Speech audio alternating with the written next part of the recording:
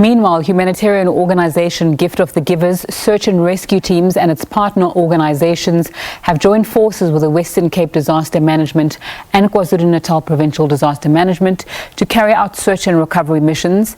Gift of the Givers said it will provide helicopter access, backup equipment and all necessary support as the death toll caused by the floods and severe weather in KwaZulu-Natal continues to rise. Earlier, SABC News spoke to Gift of the Givers founder, Dr. Imtiaz Sooliman.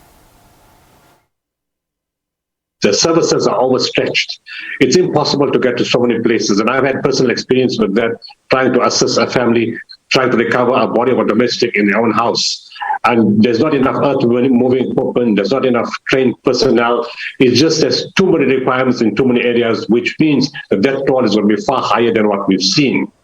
And so as a result of that, and the other thing the person mentioned is, in Zulu, he said he wants closure. You know, that's the most important aspect of people passing on. People want closure, and we've been focusing on the destruction, the bridges, the containers in the water, the broken homes, the landslides, the mudslides, but the emotional, psychological aspect is far more greater, because that's very difficult to repair. And that's why these teams have been brought down, and I compliment the KZN Provincial Disaster Management, who took the bold step to say, you know what, we can't manage. Now that's a brave move to make, to say, please, can you give us help? And they called the Western Cape Disaster Management came in.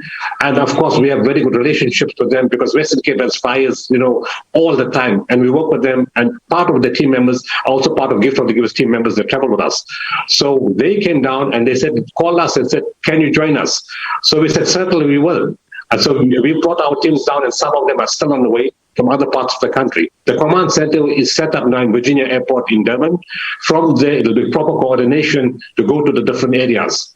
But what we do require is from those media houses, local and international, and even from public people who have been in different areas, if they can send us a message and say, you know what, this is the area where we last were, and there was somebody missing here, or somebody drowned here, or somebody's caught up in a building.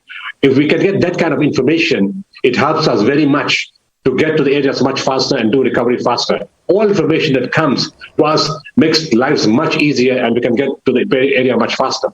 But that's the whole issue. We need to get feedback from the public. And we know in Inanda, as a gentleman mentioned it, this actually started off because one of my team members was in Inanda. And he said he saw the people sitting on the side of the river. And he asked them, what are you doing there? You know, it's not safe, it's risky. So they said, we're waiting for the bodies of our relatives to flow down so we can catch them and give them a decent burial. And when we started getting, and then we got another message from Reservoir Hills. And the lady said, we are in Anna Drive, there's a family in Anna Drive, 2 children are missing, there's not enough people to come and help. Can anybody help? We're helping dig, but it's very, very difficult. There's 2 missing children in this area. Can you help? Similar messages came from other areas, which made it very, very clear that emergency services can't cope. Not their own fault, not their fault, but because the volume of people affected is too much. So to save time, you don't want to start digging and searching in water. It takes a long time. So that's why I say, if people have an idea and say, look, in my area, in Inanda, in Mlazi, in KwaMashu, in Red Hill, in Effingham, wherever, Chatsworth, Phoenix, Swedderlam, Tongaat, somebody disappeared here, please can you come here? The building fell on somebody, and they're in the building, we can get a decomposition smell, or they got washed away in the water here, so we know where to look. If you do that, we'll save a lot of time and try to, together with all the teams combined, try to get back as many people, recover as many bodies as possible, so people can have closure.